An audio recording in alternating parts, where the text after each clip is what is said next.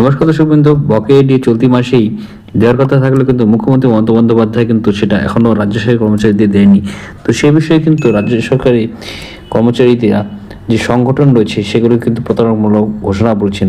বিশেষ করে সংগ্রামী যৌথ মঞ্চের আহ্বায়ক ভাস্কর ঘোষ সহ অন্যান্য যেসব কর্মী সংগঠনগুলি রয়েছে তারা কিন্তু প্রত্যেককে এটিকে একটা প্রতারণামূলক ঘোষণাই বলেছেন। তার কিছু কিছু বই আমি রিকমেন্ড করে দিচ্ছি। এখানে সুন্দর সুন্দর গল্পের বইগুলো রয়েছে, রবীন্দ্রনাথ, শরৎচন্দ্র চট্টোপাধ্যায় এবং অন্যান্য মহাকবি যেগুলি বাংলার মহাকবিগুলো রয়েছেন তাদের কিন্তু সুন্দর সুন্দর কিন্তু আমি সেই বইগুলো দিয়ে দিচ্ছি। আপনারা লিঙ্কে ক্লিক করে বইগুলো কিনে পড়তে পারেন। ধন্যবাদ।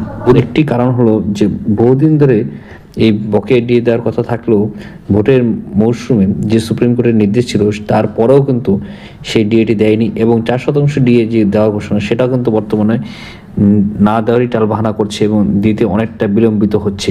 বারবার করে দেওয়ার কথা বললেও কিন্তু এখন পর্যন্ত কিন্তু একটি টাকাও কিন্তু অনেক রাজ্য সরকারি কর্মচারীদের ব্যাংক অ্যাকাউন্টে কিন্তু জমা হয়নি। বর্তমানে আমরা যেটা খবর পেয়েছি এই মাসের যে ব্যাংকে যে টাকাটা জমা হচ্ছে সেখানে তারা কিন্তু কোনো পরিবর্তন তারা কিন্তু দিতে পারেনি।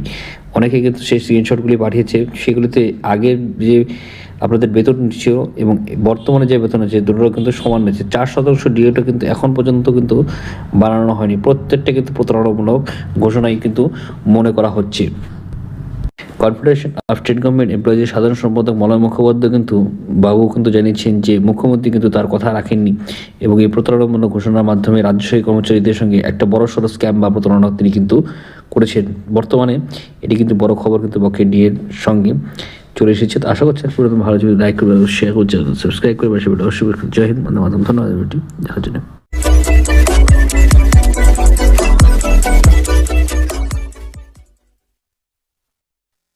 তো এখানে যে বলা হচ্ছে যে রাজ্য বাজেটে 4% ডিএ ঘোষণা করা হলো, কিন্তু এখন পর্যন্ত সেই ডিএটি কিন্তু বর্তমানে কিন্তু যোগ করা হয়নি। এর ফলে কিন্তু কনফেডারেশন অফ স্টেট গভর্নমেন্ট এমপ্লয়িজের সাধারণ সম্পাদক মলয় মুখোপাধ্যায় কিন্তু রাজ্য সরকারের তীব্র সমালোচনা করে তিনি জানিয়েছেন যে রাজ্য সরকারের সব ব্যাপারে টাকা থাকে, শুধুমাত্র ডিএ ব্যাপারে তারা টাকা দিতে সমর্থ থাকে না এবং তারা কথা দিয়েও কিন্তু কথা রাখেনি এবং সুপ্রিম কোর্টের নির্দেশও কিন্তু তারা মানছে না। 25% যে ডিএ দিয়েছিল সেটা কিন্তু দেয়নি।